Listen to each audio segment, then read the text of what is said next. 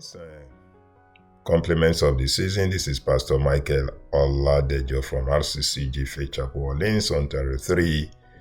And I'm bringing you the word of encouragement for this week. And this one says, Profitable Ventures in 2025. This is part 4. Invest in meaningful relationships. Invest in meaningful relationships. So in our fast-paced world, it's easy for us to overlook the value of meaningful relationships. The Bible clearly shows us from creation, from the beginning, that God made it very clear that we are not to do life alone. He will want us to have meaningful relationships. This is not optional. They are very, very essential to our spiritual, emotional, and physical well-being.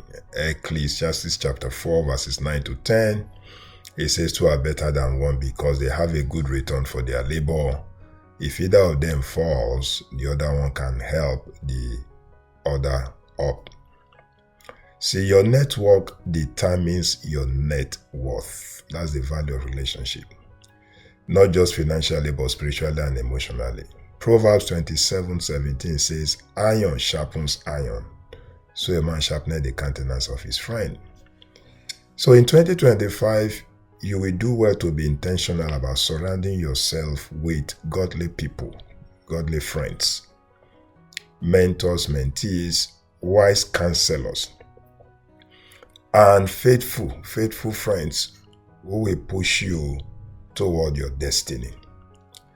At the end of life, it's not the riches or achievements that will matter most. It's the relationship that you have nurtured in your lifetime. 1 John chapter 4, verses 7 to 8. 1 John chapter 4, verses 7 to 8. Say, dear friends, let us love one another. For love comes from God. Whoever does not love does not know God, because God is love. So I want you in this context to take note of these very important points, these 3 points. Number 1, that we are created for relationships. God created us for relationships. From the beginning, God's design for humanity included meaningful relationships. When you read Genesis chapter 2, verse 18, God said clearly that it is not good for man to be alone. He said that we make a helper suitable for him. God created us to live in community. Loneliness was the first thing God called not good, and it was the first thing that the devil took advantage of. Remember, Eve was alone when the devil went to her. There's an African proverb that says, if you want to go fast, go alone. If you want to go far, go with others. Point number 2, Jesus modeled meaningful relationships. Jesus invested deeply in people, especially in his disciples. Mark chapter 3, verse 14, he appointed 12 that they might be with him and that he might send them out to preach. Jesus didn't just teach the crowds. He built a core group of close friends. He walked with them. He corrected with them. He shared with them. He shared his heart, his greatest, and even in the time of pains, he shared with them. Jesus had a circle of relationships that started from, when you look at that circle, concentric circle of relationship of Jesus, it started from the outermost circle where you have the multitude, and gradually it came to the level of John, the beloved, who was the closest person to him. In John chapter 15, verse 15,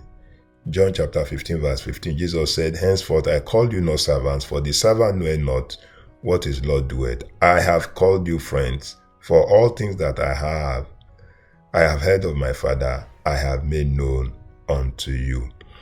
And then the third point is that agape love, unconditional love, is the foundation of every meaningful relationship.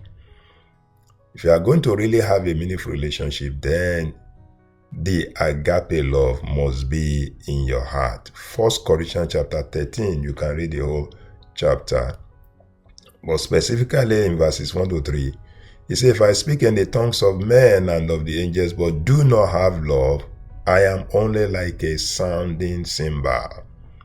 All right?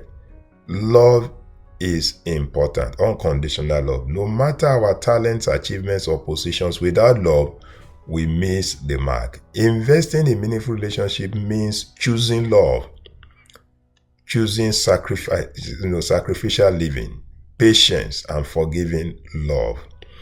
1 Corinthians chapter 13 verse 13, and now abided faith, hope, charity. These three, but the greatest of them is charity. So as I round up this podcast, for you to be profitable in 2025, consider taking the following actions to improve your relationships. Number one, take inventory of your relationships. Take inventory and weed off relationships that are not beneficial, that are not influencing you positively. Number two, ask God to help build deeper God-honoring connections. And then number three, invest time in people. Listen, forgive, encourage, and be present. The Lord bless you. The Lord keep you. The Lord be gracious unto you and grant you peace. Go and be blessed in Jesus' name. Bye.